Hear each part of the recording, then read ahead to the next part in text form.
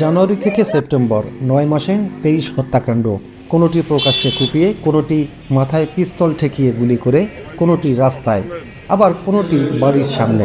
শিশু থেকে বৃদ্ধ, ব্যবসায়ী থেকে রাজনৈতিক নেতা, বাদ যায়নি কেউই। লোমহর্ষক এসব ঘটনা খুলনার একসময় এরশাদ শিকদারের জন্য কুখ্যাত জনপদ ফের অশান্ত হয়ে উঠেছে। ঘর থেকে পথ, সবখানেই আতঙ্কে নগরবাসী।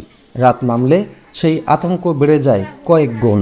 সন্ত্রাসীদের দৌলতটা যেখানে বৃদ্ধি পাচ্ছে, আমরা যারা ব্যবসায়ী সাধারণ মানুষ তাদের কাছে মুহুর্মুহুর তারা আতঙ্কগ্রস্ত, তাদেরকে চাঁদা দাবি করছে। আইন শৃঙ্খলা এতই অবনতি, খুলনা এখন খুনের নগরীতে পরিণত হয়েছে। খুলনা একটা শিল্পনগরী ছিল, আমরা দীর্ঘদিন যারা এখানে বসবাস করি একটা শান্তির নগরী ছিল, যেখানে আমরা রাজনৈতিকভাবে সহাবস্থান করতাম। কিন্তু এখন বর্তমানে একটা এত আতঙ্ক মধ্যে আমরা এখন বর্তমানে বিরাজ করছি যে আমরা এটা ভাবতেই পারতেছি না।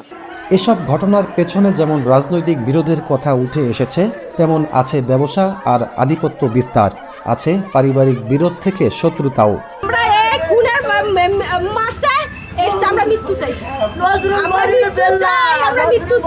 বড় ছেলে এই নিয়ে একবার ঝামেলা হয়েছে, আমার বড় ছেলের পরশু দিনকে মোবাইলে চুরিতে জেলে পাঠাইতেছে ভাই। কালকে আমার বাবা ছেলেরা দাবড়াইছে, মারতে পারে না, আজকে আমার স্বামীরে মারি ফেলাইছে। পুলিশের দাবি, বেশিরভাগ হত্যাই ব্যক্তিগত বিরোধ থেকে। একে আইন শৃঙ্খলা পরিস্থিতির অবনতি বা আতঙ্ক বলে মানতে নারাজ এই কর্মকর্তা।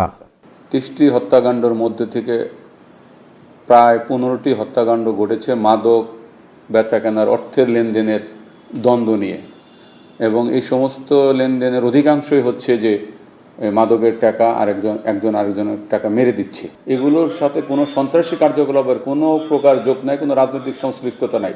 সুতরাং এখানে ভীতি হওয়ার মতো কোনো পরিস্থিতি এখানে সৃষ্টি হয়েছে বলে আমি মনে করি না অন্ততপক্ষে, এবং সাধারণ নাগরিকের মতো ভীতি হয়েছে এই ধরনের তথ্য আমাদের কাছে নাই। তবে পুলিশের এমন কথায় একমত নন নাগরিক নেতারা। পরিস্থিতি সামাল দিতে পুলিশকে আরো কঠোর হওয়ার পরামর্শ তাদের।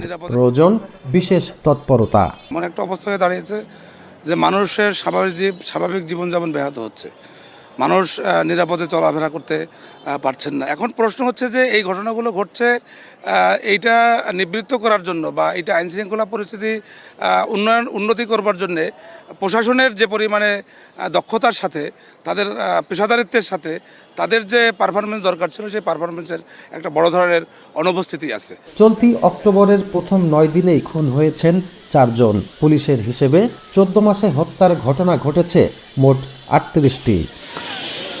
শিল্পনগরী খুলনাকে শান্তির শহর বলা হলেও সাম্প্রতিক সময়ের হত্যাকাণ্ডগুলোর কারণে সে চিত্র এখন অনেকটাই বদলে গেছে।